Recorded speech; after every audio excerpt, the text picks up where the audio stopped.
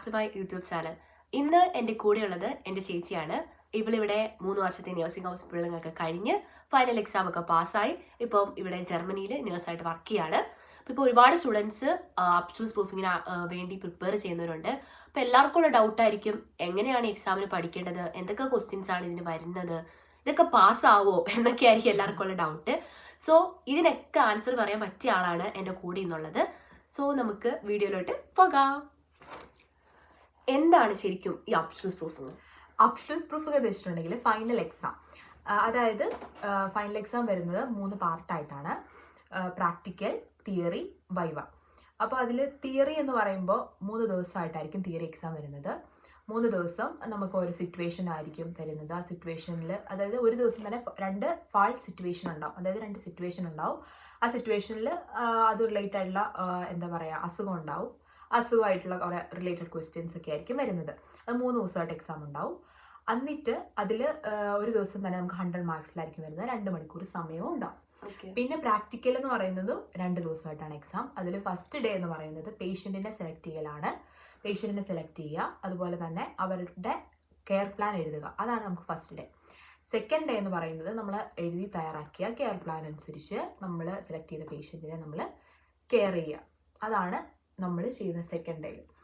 പിന്നെ അതിനുശേഷം നമ്മൾ ചെയ്തതിന് സെക്കൻഡ് ഡേ നമ്മൾ അതെല്ലാം ചെയ്തതിന് ശേഷം നമ്മൾ റിഫ്ലക്ഷൻ, അതായത് നമ്മൾ എങ്ങനെ ഉണ്ടായിരുന്നു എന്നുള്ളത് നമ്മൾ സെൽഫ് റിഫ്ലക്ഷൻ നമ്മൾ ടീച്ചറിനോട് പറയാതെ നമ്മൾ എന്തൊക്കെ നന്നായി ചെയ്തു, എന്തൊക്കെ നമ്മൾ മോശമായിട്ട് ചെയ്തു, അതൊക്കെ നമ്മൾ പറഞ്ഞ് ലാസ്റ്റ് നമ്മൾ തീർക്കാം. ഇതാണ് നമ്മുടെ പ്രാക്ടിക്കൽ എക്സാം എന്ന് പറയുന്നത്. ഓക്കെ. പിന്നെ വൈവ എന്ന് പറയുന്നത് ഇതേപോലെ ഒരു ഫാൾ സിറ്റുവേഷൻ നമുക്ക് തരും. ആ സിറ്റുവേഷനിൽ ഇതുപോലെ തന്നെ അസുഖങ്ങൾ, ഡിസീസ് ആയിരിക്കും. അപ്പം അതിൽ നമുക്ക് അറിയാവുന്ന കാര്യങ്ങളൊക്കെ നമുക്ക് 1/2 മണിക്കൂർ സമയം ഉണ്ടാവും. അത് വായിക്കുക നന്നായിട്ട്. അതിനുശേഷം നമുക്ക് എന്തൊക്കെയാണ്, ഇപ്പോൾ ഓരോ ടേംസുകൾ കാര്യങ്ങളൊക്കെ ഉണ്ടാവുമല്ലോ. അപ്പോൾ ആ ടേംസ് നമുക്ക് എന്തൊക്കെ അറിയാവുന്ന കാര്യങ്ങളൊക്കെ നമ്മൾ ആ പേപ്പറിൽ എഴുതുക. 1/2 മണിക്കൂർ സമയത്തിനുള്ളിൽ പേപ്പറിൽ എഴുതിയതിന് ശേഷം നമ്മൾ ടീച്ചറിൻ്റെ അടുത്ത് ചെന്ന് നമുക്കറിയാവുന്ന കാര്യങ്ങളൊക്കെ, ആ സിറ്റുവേഷനായിട്ട് ബന്ധപ്പെട്ടുള്ള കാര്യങ്ങളെല്ലാം നമ്മൾ അവരോട് പറയുക. നമ്മൾ പറഞ്ഞതിന് ശേഷം എന്തെങ്കിലും തെറ്റോ, അല്ലെങ്കിൽ തെറ്റല്ല, എന്തെങ്കിലും നമ്മളത് മിസ് ചെയ്തിട്ടുണ്ടെങ്കിൽ, എന്തെങ്കിലും പോയിന്റ്സ് മിസ് ഔട്ട് ആയിട്ടുണ്ടെങ്കിൽ അവർ നമ്മളോട് ക്വസ്റ്റ്യൻ ചോദിക്കും. അപ്പോൾ നമ്മൾ അതിന് ആൻസർ ചെയ്യാം. അതാണ് വൈവ. അപ്പോൾ അതായത് അബ്സ്ട്യൂസ് പ്രൂഫിംഗ് മെയിൻ ആയിട്ട് 3 പാർട്ടാണുള്ളത്. തിയറി വൈസ് ഉണ്ടാവും, പ്രാക്ടിക്കൽ ഉണ്ടാവും, വൈവ ഉണ്ടാവും. അപ്പൊ തിയറി വൈസ് പറഞ്ഞല്ലോ 3 ദിവസമാണ് എക്സാം ആയിട്ട് വരുന്നത്. അപ്പൊ ഓരോ ദിവസം എത്ര മാർക്കിനാണ് എക്സാം വരുന്നത്? അത് ഞാൻ പറഞ്ഞല്ലോ, ഓരോ ദിവസവും 100 മാർക്സിൽ. അതിൽ എത്ര മാർക്ക് വേണം നമുക്ക് പാസ് ആവണമെങ്കിൽ? 50 മാർക്ക്. 50 മാർക്ക്. അപ്പം ഓരോ ദിവസവും നമുക്ക് പകുതി മാർക്ക് വേണം നമ്മൾ ഈ തിയറി എക്സാമിന് പാസ് ആവണമെങ്കിൽ. ഇപ്പൊ എക്സാം ഒക്കെ കഴിഞ്ഞല്ലോ, എങ്ങനെ ഉണ്ടായിരുന്നു? ഈ പഠിച്ചതൊക്കെ തന്നെയാണോ വന്നത്? എങ്ങനെയുണ്ടായിരുന്നു മൊത്തത്തിലൊരു എക്സാം എക്സ്പീരിയൻസ്? എക്സാം എന്ന് വെച്ചിട്ടുണ്ടെങ്കിൽ ഇപ്പൊ തിയറി പറയുകയാണെങ്കിൽ നമുക്ക് ആദ്യം തൊട്ട് അവസാനം വരെ പഠിക്കണം. നമുക്കിപ്പോൾ അവർ പറയത്തില്ല ഏത് ടോപ്പിക്കാണ്, അല്ലെങ്കിൽ ഈ ടോപ്പിക്ക് മാത്രമേ വരത്തുള്ളൂ എന്നൊന്നും ടീച്ചേഴ്സ് പറയത്തില്ല. അപ്പം നമ്മൾ എക്സാമിന്റെ സമയമാകുമ്പോൾ ടീച്ചേഴ്സിനോട് ചോദിക്കുക ഏത് ടോപ്പിക്കാണ് പഠിക്കേണ്ടത്. അപ്പോൾ അവർ പറയും അയ്യോ അങ്ങനെയൊന്നും പറയാൻ പറ്റത്തില്ല, കാരണം ഞങ്ങളല്ല ക്വസ്റ്റ്യൻ ഇടുന്നത് അവർ പറയും. കാരണം അവരല്ല ക്വസ്റ്റ്യൻ ഇടുന്നത്, അത് നമ്മൾ പഠിക്കുന്ന സ്കൂളിലല്ല അവരല്ല ക്വസ്റ്റ്യൻ ഇടുന്നത്, സ്റ്റേറ്റ് ആണ്. അതിപ്പോൾ ഞാൻ പഠിക്കുന്നത് ബയേൺ സ്റ്റേറ്റിലായിരുന്നു പഠിച്ചുകൊണ്ടിരുന്നത്. അപ്പോൾ ബയേൺ സ്റ്റേറ്റിൽ അപ്പോൾ അവരാണ് ക്വസ്റ്റ്യൻ ഇടുന്നത്. അപ്പോൾ അത് ഏത് സ്റ്റേറ്റിലാണോ നമ്മൾ പഠിക്കുന്നത് ആ സ്റ്റേറ്റുകാരായിരിക്കും ക്വസ്റ്റ്യൻ ഇടുന്നത്. അങ്ങനെ അപ്പം അവർക്ക് അറിയത്തില്ല, ടീച്ചേഴ്സിന് അറിയില്ല ഏത് ക്വസ്റ്റ്യനാണ് വരുന്നത്. അപ്പം നമുക്ക് ടീച്ചേഴ്സ് നമുക്ക് എന്താ പറയുക, മോഡൽ ക്വസ്റ്റ്യൻസ് ഒക്കെ നമുക്ക് പറഞ്ഞത് ലൈക്ക് കഴിഞ്ഞ വർഷത്തെയൊക്കെ ക്വസ്റ്റ്യൻസ് ഒക്കെ തരുമ്പോൾ നമുക്ക് ഏകദേശം അറിയാം ഇത് ടൈപ്പ് ക്വസ്റ്റ്യൻസ് ഒക്കെ ആയിരിക്കും എന്നുള്ളത്. അല്ലാണ്ട് നമുക്ക് ഇത് മാത്രമേ വരുള്ളൂ എന്നൊന്നും പറയാൻ പറ്റില്ല. അപ്പം ആദ്യം മുതൽ നമ്മളെല്ലാം പഠിച്ചിട്ടായിരിക്കും നമ്മൾ എക്സാം ഹാളിൽ എത്തുന്നത്. ജർമ്മനും കൂടെ ആയതുകൊണ്ട് തന്നെ നമ്മൾ പല കാര്യങ്ങളും ഓർക്കത്തില്ല, നമ്മളെല്ലാം മറന്നു. കാരണം ആദ്യം തൊട്ട് അവസാനം വരെ എല്ലാം ചിന്തിച്ച് നോക്കിയാൽ തന്നെ അറിയാം, അത്രയും ഉണ്ട് പഠിക്കാൻ. അപ്പോൾ ഫസ്റ്റ് നമ്മൾ എക്സാം ഹാളിൽ എത്തി, ഭയങ്കര ടെൻഷനുണ്ട്, കാരണം എന്താകും എന്നൊന്നും അറിയില്ല. അപ്പൊ എത്തിക്കഴിഞ്ഞ് നമ്മൾ ക്വസ്റ്റ്യൻ പേപ്പർ കണ്ടപ്പോൾ സത്യം പറഞ്ഞു കഴിഞ്ഞാൽ കിളി പോയി. കാരണം നമ്മൾ പഠിച്ച ക്വസ്റ്റ്യൻ ഒന്നും അല്ല, അതായത് നമ്മൾ പഠിച്ച എന്തോ നമ്മൾ പഠിച്ചു, പക്ഷെ വന്ന ക്വസ്റ്റ്യൻ എന്ന് പറഞ്ഞാൽ ഒരു ബന്ധമില്ലാത്ത പല കാര്യങ്ങളാണ് വന്നത്. അതിൽ കുറച്ച് ക്വസ്റ്റ്യൻസ് ഒക്കെ നമുക്ക് അറിയാവുന്ന ക്വസ്റ്റ്യൻസ് ആണ്, ചിലതൊക്കെ എന്തൊക്കെയോ ഒരു റിലേറ്റഡ് അല്ലാത്ത കുറെ ക്വസ്റ്റ്യൻസ്, നമ്മൾ ചില പഠിക്കാത്ത പോർഷൻസ് വരെ വന്നിട്ടുണ്ട്. അപ്പോൾ ഫസ്റ്റ് ഡേ എന്ന് പറഞ്ഞാൽ എനിക്ക് ഒട്ടും സമയം കിട്ടില്ല എഴുതാനായിട്ട്. അപ്പോൾ ക്വസ്റ്റ്യൻ വായിച്ച് ആലോചിച്ചിരുന്നപ്പോൾ തന്നെ കുറേ സമയം പോയി. പിന്നെ ഞാൻ എന്ത് വെച്ചിട്ടുണ്ടെങ്കിൽ എല്ലാ ക്വസ്റ്റ്യനും അറ്റൻഡ് ചെയ്തു, മാക്സിമം അറ്റൻഡ് ചെയ്തു. എല്ലാം തന്നെ ഞാൻ അറ്റൻഡ് ചെയ്തു. അത് അറിയത്തില്ലെങ്കിൽ പോലും നമ്മൾ ക്വസ്റ്റ്യൻസ് എല്ലാം അറ്റൻഡ് ചെയ്യും. കാരണം നമ്മൾ അറ്റൻഡ് ചെയ്യുമ്പോൾ നമ്മൾ എഴുതിയെങ്കിൽ തന്നെ നമുക്ക് എന്തെങ്കിലും കുറച്ചെങ്കിലും മാർക്കെങ്കിലും കിട്ടും. അറിയത്തില്ലെന്ന് വിചാരിച്ചത് ലീവ് ചെയ്യാതെ നമ്മൾ എല്ലാ ക്വസ്റ്റ്യൻസ് അറ്റൻഡ് ചെയ്യുക. അപ്പം അത്യാവശ്യം ടഫായിരുന്നു സത്യം പറഞ്ഞിട്ടുണ്ടെങ്കിൽ, ഈസി അല്ലായിരുന്നു എക്സാം, ടഫായിരുന്നു. കാരണം നമുക്ക് അത്രയും സമയം നമ്മൾ ഉദ്ദേശിച്ച പോലെ സമയവും കിട്ടത്തില്ല. അതേപോലെ തന്നെ നമ്മൾക്ക് ഉദ്ദേശിച്ച പോലെ എല്ലായിരുന്നു ക്വസ്റ്റ്യൻസും ടഫ് ക്വസ്റ്റ്യൻസ് തന്നെയായിരുന്നു ഉണ്ടായിരുന്നത്. അതെ. പിന്നെ പ്രാക്ടിക്കൽ പറയുകയാണെങ്കിൽ പ്രാക്ടിക്കലിൽ കുഴപ്പമില്ല. പിന്നെ നമുക്ക് പ്രാക്ടിക്കലിൻ്റെ കാര്യം നമ്മൾ ടെൻഷൻ അടിച്ചു കഴിഞ്ഞാൽ നമ്മൾ കംപ്ലീറ്റ്ലി നമ്മുടെ കയ്യിൽ നിന്ന് പോകും. നമ്മൾ ടെൻഷൻ അടിക്കാണ്ട് നോർമൽ നന്നായിട്ട് എല്ലാം ശ്രദ്ധിച്ച് നമ്മുടെ ഹൈജീൻ കാര്യങ്ങളും എല്ലാ സ്റ്റെപ്സും എല്ലാം നന്നായിട്ട് ഓരോ കാര്യങ്ങൾ നന്നായിട്ട് ചെയ്ത് കഴിഞ്ഞാൽ കുഴപ്പമില്ല. പിന്നെ വൈവം പ്രശ്നമൊന്നുമില്ലായിരുന്നു. കാരണം നമുക്ക് അറിയാവുന്ന കാര്യങ്ങളൊക്കെ പറയാനുള്ളൊരു ഓപ്ഷൻ ഉണ്ട്. അതായത് ഇപ്പോൾ നമ്മൾ തിയറി എന്ന് പറഞ്ഞു കഴിഞ്ഞാൽ നമുക്ക് ചോദിച്ച ക്വസ്റ്റ്യൻസ് കറക്റ്റ് ആൻസർ ചെയ്യണം. പക്ഷേ വൈവ എന്ന് വെച്ചാൽ ഞാൻ പറഞ്ഞില്ലേ, ഒരു സിറ്റുവേഷൻ ഉണ്ടാവും. ആ സിറ്റുവേഷനിൽ നമുക്ക് എന്തൊക്കെ അറിയാവോ നമുക്ക് പറയാനുള്ള ഒരു ഓപ്ഷൻ ഉണ്ട്. അതിനകത്ത് എന്തൊക്കെ ടേംസ് ഉണ്ടോ, നമുക്ക് എന്തൊക്കെ അതിൽ അറിയാം, അതൊക്കെ നമുക്ക് പറയാൻ പറ്റും. അപ്പൊ നമുക്ക് വലിയ കുഴപ്പമില്ല. മാക്സിമം അറിയുന്ന കാര്യങ്ങൾ ആ സമയത്ത് ആലോചിച്ച് പറയാൻ പറ്റും. കുഴപ്പമില്ല. അപ്പൊ വൈവ നമുക്ക് എളുപ്പത്തിൽ ക്രാക്ക് ചെയ്യാൻ പറ്റും എന്നാണ് പറയുന്നത്. അപ്പം എക്സാം ഒക്കെ കഴിഞ്ഞ് ഇരിക്കുമ്പോൾ പാസ്സാകോ അതോ ഇല്ലയോ നമുക്കൊരു ഡൗട്ട് കാണുമല്ലോ. കാരണം നമ്മുടെ ഭാഷയല്ല, ജർമ്മൻ ഭാഷയാണ്. പിന്നെ 3 വർഷത്തെ അറിയാം എന്തോരം കാണുമെന്ന്. അപ്പൊ പാസ്സാകുമോ എന്നൊരു ഉറപ്പുണ്ടായിരുന്നു. അതായത് പാസ്സാവുന്ന എനിക്ക് ഒരു ഉറപ്പും ഇല്ലായിരുന്നു. കാരണം ചിലപ്പോൾ പാസ്സാവും, ചിലപ്പോൾ പാസ്സാവില്ലായിരിക്കും. കാരണം അങ്ങനെ ഒരു ഇതായിരുന്നു. 100% എനിക്ക് ഷുവർ ഇല്ലായിരുന്നു. കാരണം അത്ര ടഫായിരുന്നു എക്സാം. കാരണം അറിയാമല്ലോ, നമുക്കിപ്പോൾ കുറെ ക്വസ്റ്റ്യൻസ് നമുക്ക് അറിയാത്ത ക്വസ്റ്റ്യൻസ് ആണ്. അപ്പൊ നമുക്ക് ഇപ്പൊ ജർമ്മൻകാരെ പോലെ നമുക്ക് തന്നെ സ്വന്തമായിട്ട് എഴുതുന്നതിനൊക്കെ ഒരു പരിധിയുണ്ട്. നമ്മൾ ആലോചിച്ച് വേണം ഓരോന്ന് കണ്ടുപിടിച്ച് എഴുതാനായിട്ട്. അപ്പൊ നമുക്ക് തള്ളുന്നതിന് ഒരു പരിധിയുണ്ട്. അപ്പം ജർമ്മനിൽ നമുക്ക് ബാക്കിയുള്ള ഭാഷയാണ് നമുക്ക് തള്ളി ഇപ്പൊ നമ്മൾ തന്നെ ആലോചിച്ചൊക്കെ എഴുതണം. അപ്പൊ നമുക്ക് കുറെയൊക്കെ ഉണ്ടാക്കി എഴുതാം. നമ്മുടെ സ്വന്തമായിട്ടുള്ള ഇത് ഉണ്ടാക്കി എഴുതാനുള്ളതൊക്കെയാണ് കുറെ വരുന്നത്. ഡയറക്റ്റ് ക്വസ്റ്റ്യൻസ് ഒന്നും അല്ല അവർ ചോദിക്കുക, ഇൻഡയറക്റ്റ് ക്വസ്റ്റ്യൻസ് ആണ് കൂടുതലും ചോദിക്കുക. അപ്പം അതുകൊണ്ട് അത്യാവശ്യം ടഫായിരുന്നു. അറിയില്ല, പിന്നെ എന്തോ ദൈവകൃപ കൊണ്ട് പാസ്സായി. അത് തന്നെ.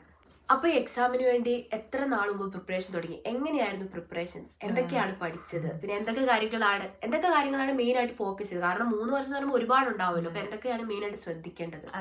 ഇപ്പം എങ്ങനെ പഠിച്ചതെന്ന് വെച്ചിട്ടുണ്ടെങ്കിൽ ഇപ്പം ഞങ്ങൾ സ്റ്റാർട്ട് ചെയ്തത് ഒരു 2 മാസം മുന്നേ, എക്സാമിന്റെ 2 മാസം മുന്നേ സ്റ്റാർട്ട് ചെയ്തു. പിന്നെ നമ്മുടെ ക്ലാസ്സിൽ നമ്മുടെ ടീച്ചേഴ്സ് എല്ലാ ദിവസവും തന്നെ മോഡൽ ക്വസ്റ്റ്യൻ പേപ്പേഴ്സ് ചെയ്യിപ്പിക്കുമായിരുന്നു. അപ്പോൾ നമുക്ക് ഏകദേശം ഒരു ഐഡിയ കിട്ടും എന്ത് പാറ്റേൺ ക്വസ്റ്റ്യൻ ആയിരിക്കും വരിക. പിന്നെ ചില ക്വസ്റ്റ്യൻസ് സെയിം റിപ്പീറ്റ് ആയിട്ട് വരുന്ന ക്വസ്റ്റ്യൻസ് ഒക്കെ ഉണ്ട്. അപ്പോൾ നമുക്ക് ഏകദേശം അറിയാം ഈ ക്വസ്റ്റ്യൻസ് നമ്മൾ എന്തായാലും ഷുവർ ആയിട്ട് നോക്കിയിരിക്കണം. അപ്പോൾ നമുക്ക് ഏകദേശം ഒരു ഐഡിയ ഉണ്ട്. പിന്നെ എല്ലാം പഠിക്കണം. അത് നമ്മളോട് ടീച്ചർ പറയില്ല ഈ പോർഷൻ പഠിക്കണം മാത്രമേ പഠിക്കാവുള്ളൂ എന്ന് പറഞ്ഞിട്ടില്ല. പിന്നെ റിപ്പീറ്റഡ്ലി വരുന്ന ക്വസ്റ്റ്യൻസ് പറയും. ഈ ക്വസ്റ്റ്യൻസ് എല്ലാ വർഷവും വരുന്ന ക്വസ്റ്റ്യൻസ് ഒക്കെ ആയിരിക്കും. അപ്പോൾ നിങ്ങൾ ശ്രദ്ധിച്ച് നോക്കുക. അപ്പോൾ അതൊക്കെ നമ്മൾ നോക്കും. പിന്നെ എന്താ പറയുക, പഠിച്ച് തീർക്കാൻ കംപ്ലീറ്റ്ലി പറ്റുമോ എന്ന് ചോദിച്ചിട്ടുണ്ടെങ്കിൽ പറ്റില്ല. സത്യം പറഞ്ഞാൽ ആദ്യം തൊട്ട് അവസാനം വരെ നമുക്ക് മുഴുവനും പഠിക്കാൻ പറ്റില്ല. പഠിച്ചാൽ തന്നെ നമ്മൾ മറന്നു പോകും. ഇപ്പൊ ഞാൻ പഠിച്ചു കുറച്ച് കഴിയുമ്പോൾ തന്നെ ഞാൻ വീണ്ടും റിവൈസ് ചെയ്യേണ്ടി വരും. കാരണം ഒന്നാം ജർമ്മനും കൂടെ ആയതുകൊണ്ട് ടേംസ് നമ്മുടെ തലയിൽ അത് ഇരിക്കില്ല. അപ്പം എന്താ പറയുക, നമ്മൾ പഠിച്ചായിട്ട് വീണ്ടും നമ്മൾ റിവൈസ് ചെയ്തുകൊണ്ടിരിക്കണം. പഠിക്കുക, റിവൈസ് ചെയ്ത് തന്നെയായിരുന്നു പരിപാടി. പഠിക്കുന്നു, മറന്നു പോകുന്നു, വീണ്ടും റിവൈസ്, ഇത് തന്നെ പരിപാടി. അങ്ങനെയായിരുന്നു. പിന്നെ എന്താ പറയാ, നന്നായിട്ട് ഹാർഡ് വർക്ക്. ആ ഒരു സമയത്ത് നമ്മൾ നന്നായിട്ട് പഠിക്കും, മാക്സിമം നമ്മുടെ എഫേർട്ട് കൊടുക്കുക. അതെ, അതാണ് കാര്യങ്ങൾ. പിന്നെ എക്സാമിന്റെ സമയത്ത് എന്താ പറയാ, മാക്സിമം ടൈം മാനേജ്മെന്റ് നമ്മൾ ശ്രദ്ധിക്കുക. ഇപ്പൊ എനിക്ക് എന്ന് പറഞ്ഞാൽ ഫസ്റ്റ് ഡേ ഒക്കെ ഭയങ്കര ടൈം മാനേജ് ചെയ്യാൻ ബുദ്ധിമുട്ടുണ്ടായിരുന്നു. പക്ഷെ എങ്ങനെയൊക്കെയോ ഞാനത് അഡ്ജസ്റ്റ് ചെയ്തു. കാരണം വേഗം പെട്ടെന്ന് എഴുതുക. അതായത് നമ്മൾ ആദ്യം അറിയാവുന്ന ക്വസ്റ്റ്യൻസ് എഴുതുക. നമ്മൾ ഫസ്റ്റ് ക്വസ്റ്റ്യൻ പേപ്പർ കാണുമ്പോൾ നമുക്ക് കുറേയൊക്കെ നമുക്ക് അറിയാത്ത ക്വസ്റ്റ്യൻ ആയിരിക്കും മാക്സിമം വരുന്നത്. അറിയുന്ന കുറച്ച് ക്വസ്റ്റ്യൻസേ കാണുള്ളൂ. അപ്പം നമ്മൾ എന്ത് ചെയ്യണമെന്ന് വെച്ചാൽ അറിയാവുന്ന ക്വസ്റ്റ്യൻസ് ആദ്യം എഴുതുക.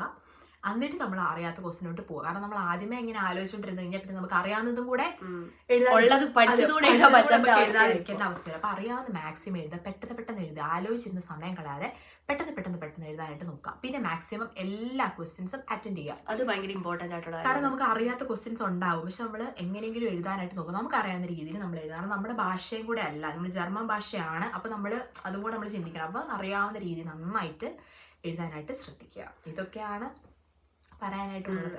ഓക്കെ, നന്നായിട്ട് പഠിക്കുക, നന്നായിട്ട് പ്രാർത്ഥിക്കുക, അത്രേ ഉള്ളൂ. അതാണ് ടിപ്പ് എന്ന് പറയുന്നത്. ഇനിയിപ്പോ എക്സാം എഴുതാൻ വേണ്ടി ഇരിക്കുന്ന പിള്ളേർ കാണും. അടുത്ത മാസങ്ങളിലോ ഇനി വരുന്ന മാസങ്ങളിലോ അടുത്ത വർഷങ്ങളിലൊക്കെ എക്സാം എഴുതാൻ വേണ്ടി ഇരിക്കുന്ന പിള്ളേരോട് എന്താണ് പറയാനുള്ളത്? അതെ, എന്താണ് പറയാനുള്ളതെന്ന് വെച്ചാൽ ഇത് തന്നെ, നന്നായിട്ട് പഠിക്കുക എല്ലാ കാര്യങ്ങളും. പിന്നെ നമുക്ക് അന്നെന്നുള്ളത് പഠിക്കാൻ പറ്റുമോ എന്ന് ചോദിച്ചാൽ കുറച്ച് എന്നെ സംബന്ധിച്ചിടത്തോളം ഞാൻ അന്നന്ന് പഠിക്കുന്ന ഒരാളല്ല. കാരണം പഠിക്കാൻ നോക്കിയാലും നമുക്കൊരു മടിയൊക്കെ വരും. കാരണം നമുക്ക് ജോലിയും, അതെ, ജോലിയുടെ സമയത്തൊക്കെ നമുക്ക് ഒട്ടും പഠിക്കാൻ പറ്റില്ല. കാരണം നമുക്കെന്ന് പറഞ്ഞാൽ ഇവിടെ പ്രാക്ടിക്കൽ അതുപോലെ തന്നെ നമുക്ക് തിയറി ഉണ്ട്. അപ്പൊ നമുക്ക് ചിലപ്പോൾ ജോലി കഴിഞ്ഞ് വരുമ്പോഴും നമുക്ക് പഠിക്കാൻ പറ്റില്ല. നമ്മൾ ഭയങ്കര ടയർഡാക്കി നമ്മൾ കിടന്നുറങ്ങും. അങ്ങനെ പ്രത്യേകിച്ച് ഒന്നുമില്ല. പക്ഷെ എക്സാമിന്റെ ടൈം ആകുമ്പോഴത്തേക്ക് നമ്മൾ എന്ത് ചെയ്യുക, ഇതിനു വേണ്ടി മാത്രം ഫോക്കസ് ചെയ്യുക. എക്സാമിന് വേണ്ടി ഫോക്കസ് ചെയ്ത് മാക്സിമം പഠിക്കാൻ പറ്റുന്ന പോലെ പഠിക്കുക. ഉഴപ്പരുത്. കാരണം ആ ഉഴപ്പിക്കഴിഞ്ഞാൽ നമുക്ക് പറ്റില്ല. ഇപ്പോഴാണെങ്കിൽ ഹൗസ് ബിൽഡും പഠിക്കാനായിട്ട് കുറേ പിള്ളേർ നാട്ടിൽ നിന്ന് ഇങ്ങോട്ട് വരുന്നുണ്ട്. പക്ഷെ അവർക്ക് അറിയില്ല എങ്ങനെയാണ് ഇവിടുത്തെ പഠിക്കുന്ന രീതികൾ എങ്ങനെയാണെന്നൊന്നും അറിയില്ല. ചിലവർ ഇവിടെ ഓക്കെ സ്റ്റൈഫിന് മാസം മാസം കിട്ടും, അത് മാത്രമേ സ്റ്റൈഫിന് കിട്ടുമല്ലോ എന്നാ പിന്നെ വരാം എന്ന് വിചാരിക്കും. പക്ഷെ അങ്ങനെയല്ല, പഠിക്കാനുണ്ട് ഒരുപാട്. നന്നായിട്ട് കഷ്ടപ്പെടണം. ഉഴപ്പിക്കഴിഞ്ഞാൽ ശരിയാവത്തില്ല. എനിക്കിത് സിമ്പിളാണ്, എന്നെ കൊണ്ട് പറ്റും. പക്ഷെ ഉഴപ്പിക്കഴിഞ്ഞാൽ പറ്റില്ല. നന്നായിട്ട് ഹാർഡ് വർക്ക് ചെയ്താൽ എല്ലാവർക്കും പാസ്സാകാൻ പറ്റുന്നതേ ഉള്ളൂ. പക്ഷെ നന്നായിട്ട് ഹാർഡ് വർക്ക് ചെയ്യണം, എന്നാൽ മാത്രമേ പറ്റുള്ളൂ. പിന്നെ ലാംഗ്വേജ് നന്നായിട്ട് വേണം. കാരണം നമ്മൾ B2 വേണം. B2 മാത്രം പോലെ മാക്സിമം നമ്മൾ സംസാരിക്കാൻ പഠിക്കണം. നമ്മൾ ചുമ്മാ ലാംഗ്വേജ് കൊണ്ട് ഞാൻ B2 പാസ്സായത് എന്നെ കൊണ്ട് പറ്റുമെന്ന് വിചാരിച്ചിരിക്കരുത്. നമ്മൾ നന്നായിട്ട് ലാംഗ്വേജ് ഇമ്പ്രൂവ് ആവാൻ വേണ്ടിയിട്ട് ശ്രദ്ധിക്കണം. ബിക്കോസ് നമുക്ക് ലാംഗ്വേജ് ഉണ്ടെങ്കിൽ മാത്രമേ നമുക്ക് എഴുതാൻ പറ്റുള്ളൂ. കാരണം എക്സാമിനാണെങ്കിൽ തന്നെ നമ്മൾ സ്വന്തമായിട്ട് ഒരുപാട് കാര്യങ്ങൾ എഴുതാനുണ്ട്. നമ്മൾ കാണാതെ പഠിച്ച് പോയി എഴുതുന്ന പരിപാടിയല്ല. കാരണം നമ്മൾ നമ്മുടേതായിട്ടുള്ള രീതിയിൽ നമ്മൾ സ്വന്തമായിട്ട് ആലോചിച്ച് എഴുതുന്ന കാര്യങ്ങൾ കുറേ ഉണ്ട്. അപ്പോൾ നമുക്ക് ലാംഗ്വേജ് നന്നായിട്ട് ഇമ്പോർട്ടൻ്റ് ആണ്. അപ്പോൾ നമ്മൾ നന്നായിട്ട് നാട്ടിൽ ഇങ്ങോട്ട് വരുന്നവരാണെങ്കിലും നന്നായിട്ട് ലാംഗ്വേജ് സെറ്റ് ആവാനായിട്ട് നോക്കുക. ഇനി ഇവിടെ വന്നിട്ടാണെങ്കിലും നമ്മൾ സംസാരിക്കുക. നമ്മളിങ്ങനെ നമ്മൾ പറയുന്നത് തെറ്റാണോ എന്നൊക്കെ ഓർത്ത് പേടിച്ചിരുന്നിട്ടുണ്ടെങ്കിൽ നമ്മളുടെ ലാംഗ്വേജ് ഒരിക്കലും ഇമ്പ്രൂവ് ആവത്തില്ല. നമ്മള് ഓരോ തെറ്റ് പറഞ്ഞാണ് ഇവളാണെങ്കിലും ഇപ്പൊ സ്റ്റാർട്ട് ചെയ്തു. ഇപ്പൊ 6 മാസം കംപ്ലീറ്റ് ചെയ്ത് പ്രൊബേസ് ആയിട്ട്. അപ്പൊ ഇവർക്കറിയാം ഫസ്റ്റ് ഇവിടെ വന്ന സമയത്ത് ഭയങ്കര ബുദ്ധിമുട്ടായിരുന്നു ഇവർക്ക് ആദ്യം വന്നപ്പോ. കാരണം നാട്ടിൽ നിന്ന് പഠിച്ചിട്ട് വന്ന ജർമ്മൻ അല്ല ഇവിടെ വരുമ്പോ നാട്ടിൽ നിന്ന് നമ്മൾ പഠിക്കുന്നത് എന്ന് പറഞ്ഞാൽ വളരെ ബേസിക് ആയിട്ടുള്ള കാര്യങ്ങളാണ്. അത് മാത്രമല്ല നമ്മൾ എക്സാമിന് പാസ് ആവേണ്ട ആ ഒരു രീതിയിലാണ് നമ്മൾ പഠിക്കുന്നത്. അതായത് ഇപ്പൊ നമ്മളിപ്പോ ലേസൺ ഹ്യോറൻ കുറച്ച് പഠിക്കും. ലേസൺ ഹ്യോറൻ പിന്നെ കുറച്ച് സ്പ്രഹൻ ഷ്രൈബൻ. സ്പ്രഹൻ കുറച്ച് ടോപ്പിക്സുകൾ ഉണ്ടാവും. ആ ടോപ്പിക് ആയിരിക്കും വരുന്നത്. ആ ടോപ്പിക്സ് മാത്രം അങ്ങ് പഠിച്ചു പോകുന്നു. ആ ഒരു സ്പ്രഹൻ അല്ല ഇവിടുത്തെ വരുന്നത് സ്പ്രഹൻ. അതിപ്പോ ഇവിടെ പഠിപ്പിക്കുമ്പോഴാണെങ്കിൽ നമ്മൾ പഠിക്കുന്ന കുറെ മെഡിക്കൽ വേർഡ്സ് കാര്യങ്ങളൊക്കെ ഉണ്ട്. അപ്പൊ നമ്മൾ നാട്ടിൽ നമ്മളിപ്പോ എല്ലാം ബയോളജി ഒക്കെ പഠിച്ചിട്ടുണ്ട്. അതൊക്കെ നമ്മൾ ഇംഗ്ലീഷിലാണ് പഠിക്കുന്നത്. പക്ഷെ ഇവിടെ ജർമ്മൻ ആകുമ്പോൾ നമ്മൾ ഇത് കേട്ടിട്ടുണ്ട് എന്നല്ലാണ്ട് നമുക്ക് ഇതിന്റെ വേർഡ്സ് എങ്ങനെയാണെന്ന് നമുക്ക് അറിയില്ല. മനസ്സിലായോ? അപ്പം നമ്മൾ നന്നായിട്ട് പഠിക്കണം, നന്നായിട്ട് ലാംഗ്വേജ് പഠിക്കുക, നന്നായിട്ട് ഇമ്പ്രൂവ് ആക്കുക. ഇവിടെ വന്നു കഴിഞ്ഞാലും ഹാർഡ് വർക്ക് ചെയ്യുക. ഇപ്പൊ ഇവളാണെങ്കിലും ഫസ്റ്റ് 6 months നന്നായിട്ട് അവർക്ക് ഒരു സ്ട്രഗ്ലിംഗ് പീരീഡ് ആയിരുന്നു. കാരണം പുതിയൊരു കൺട്രി, നമ്മൾ പുതിയ ലാംഗ്വേജ്, പുതിയ ആൾക്കാർ. അപ്പം നമ്മൾ നന്നായിട്ട് ഹാർഡ് വർക്ക് ചെയ്താൽ മാത്രമേ നമുക്ക് പാസ്സാകാൻ പറ്റുള്ളൂ. നമുക്കിപ്പോൾ നന്നായിട്ട് ഹാർഡ് വർക്ക് ചെയ്ത് കഴിഞ്ഞാൽ എല്ലാവർക്കും പാസ്സാകാൻ പറ്റുന്നതേ ഉള്ളൂ അബ്സല്യൂട്ട് എക്സാം. പിന്നെ പറയാനുള്ളത്, എക്സാം എഴുതാൻ പോകുന്ന ആൾക്കാർ ടെൻഷൻ അടിക്കേണ്ട ആവശ്യമില്ല. എല്ലാവർക്കും പാസ്സാൻ പറ്റുന്നേ ഉള്ളൂ. അപ്പൊ നന്നായിട്ട് പഠിക്കുക, നന്നായിട്ട് പ്രാർത്ഥിക്കുക, നമ്മുടെ എഫേർട്ട് കൊടുക്കുക. പിന്നെ എല്ലാം ദൈവം നോക്കും. അത്രേ ഉള്ളൂ. ഞാൻ ബാധി ദൈവം ബാധി എന്നാണല്ലോ. അങ്ങനെ അപ്പം ഇത്രയും നാൾ ഒരു ഹൗസ് ബിൽഡിംഗ് സ്റ്റുഡന്റ് ലൈഫ് ആയിരുന്നു 3 വർഷം. ഇപ്പൊ എത്ര നാളെ വർക്ക് ചെയ്യാൻ തുടങ്ങിയിട്ട്? ഇപ്പൊ ഞാൻ ഏപ്രിൽ തൊട്ട്, അതായത് മാർച്ചിലാണ് ഞാൻ കംപ്ലീറ്റ് ചെയ്തത് ഹൗസ് ബിൽഡും. ഏപ്രിൽ തൊട്ട് സ്റ്റാർട്ട് ചെയ്ത് വർക്ക് ചെയ്യാൻ. ഇപ്പം ഞാൻ വർക്ക് ചെയ്തോണ്ടിരിക്കുകയാണ്.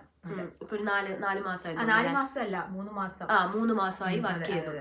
എങ്ങനെയുണ്ട്? ഇത്രയും നാൾ ഹൗസ് ബിൽഡിംഗ് സ്റ്റുഡന്റ് ആയിട്ട് വർക്ക് ചെയ്യുന്നു, ഇപ്പൊ ഒരു നേഴ്സ്. അത് രണ്ടും ഭയങ്കര വ്യത്യാസമാണ്. ഒരു റെസ്പോൺസിബിലിറ്റി കൂടി. എങ്ങനെയുണ്ട് ഇപ്പൊ എങ്ങനെയുണ്ടെന്ന് ചോദിച്ചിട്ടുണ്ടെങ്കിൽ റെസ്പോൺസിബിലിറ്റി അത് തന്നെ ഇപ്പൊ പറഞ്ഞ പോലെ തന്നെ. ഇപ്പൊ നമ്മള് സ്റ്റുഡന്റ് ആയിരിക്കുന്ന സമയത്ത് നമ്മള് വർക്ക് ചെയ്യുമ്പോഴാണേലും നമുക്ക് അത്ര റെസ്പോൺസിബിലിറ്റി ഉണ്ടാവില്ല. ബിക്കോസ് ഉണ്ട്, പക്ഷെ എന്നാലും നേഴ്സിന്റെ അത്രയും വരില്ല. കാരണം ഇതാണ് സ്റ്റുഡന്റ് ആണ്, ഷൂളർ ആണ്. അപ്പം ആ ഒരു ഇതുണ്ട്. പക്ഷെ ഇപ്പൊ നമുക്കാണ് ഒരു റെസ്പോൺസിബിലിറ്റി, ആ ഒരു ഇതേ ഉള്ളൂ. പക്ഷെ ലൈക്ക് അതിൻ്റെതായിട്ടുള്ള വർക്കിൻ്റെതായിട്ടുള്ള കാര്യങ്ങളുണ്ട്. പക്ഷെ അല്ലാണ്ട് നമുക്കിപ്പോൾ പഠിക്കണ്ട. ഇനിയിപ്പം ജോലി ആയതുകൊണ്ട് ഇപ്പം സ്കൂളിൽ പഠിക്കുന്ന കാര്യങ്ങൾ അതൊന്നും ഇല്ലാത്തതുകൊണ്ട് ആ ഒരു രീതിയിലുള്ള സ്ട്രെസ് ഇല്ല. ഇപ്പൊ ജോലിപരമായിട്ടുള്ള ഇത് മാത്രമേ ഉള്ളൂ. അല്ലാതെ ഇനിയിപ്പം ജോലി കഴിഞ്ഞ് അങ്ങ് തീർന്നല്ലോ, ജോലി കഴിഞ്ഞു കിടന്നുറങ്ങുന്നു. അപ്പം ആ പഠനത്തെ പറ്റിയുള്ള ചിന്ത, അതുകൊണ്ട് ആ ഒരു രീതി കുഴപ്പമില്ല. അപ്പൊ ഞാൻ വിചാരിക്കുന്നു ഈ വീഡിയോ നിങ്ങൾക്ക് ഇനി എക്സാം എഴുതാൻ വേണ്ടിയിരിക്കുന്ന അബ്സ്റ്റൻസ് പ്രൂഫിംഗ് എഴുതാൻ വേണ്ടിയിരിക്കുന്ന പിള്ളേർക്ക് നന്നായിട്ട് ഹെൽപ്ഫുൾ ആയിട്ടുണ്ടാവുന്നു. അപ്പൊ എല്ലാവരും നന്നായിട്ട് പഠിക്കുക. എല്ലാവർക്കും wish you all the best. അപ്പം ലൈക്ക്, ഷെയർ, സബ്സ്ക്രൈബ്. ബൈ.